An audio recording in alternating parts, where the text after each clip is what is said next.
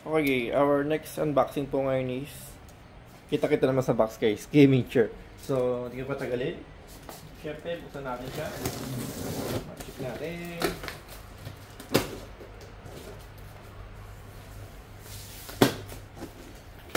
Okay. And then, para makuha natin, ito yung mga laman. So, ito. And ito.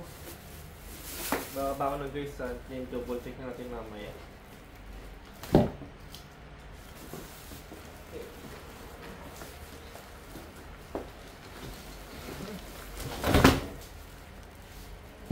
Punta muna guys, ano, para mas makita natin siya.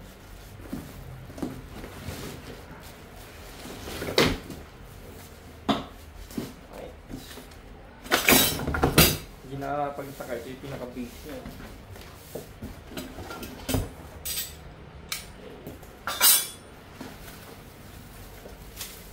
Gusto ko. Okay.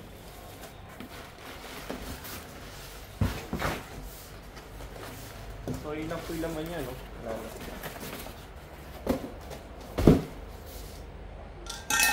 Bigyan ko rin ng close-up video para ma-check natin siya. Okay, so, ito yung kasama sa box.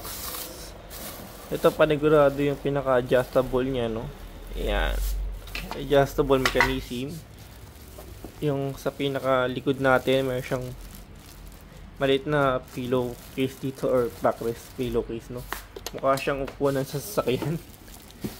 Ayan, kung makita naman natin. Ayan siya, diba? And then ito yung sa pinaka ano niya, panigurado sa pinaka arm, no? Ito, di ko alam kung ano pa to. Meron siyang kasama nito. And then, panigurado ito yung mga tornilyo niya, no? Hindi siya ditong ako na tawag dyan. Siyempre, ito yung pinaka parang pinaka base niya, no? Ayan. And then, pinaka upuan mismo, no? Ayan. Okay. So, ngayon guys, assemble natin, no? Pero baka hindi ko muna yan yung video ng pag-assemble natin kasi pag-aaralan ko medyo magkatagal tayo kasi first time ko mag-assemble nito. So for now, ito muna yung pinaka laman niya, no? So sana kompleto siya, no? Ayan. Okay guys, so cut ko muna yung video and on my next video papakita ko po yung pinaka-kabuuan niya. Okay, thank you for watching po, no?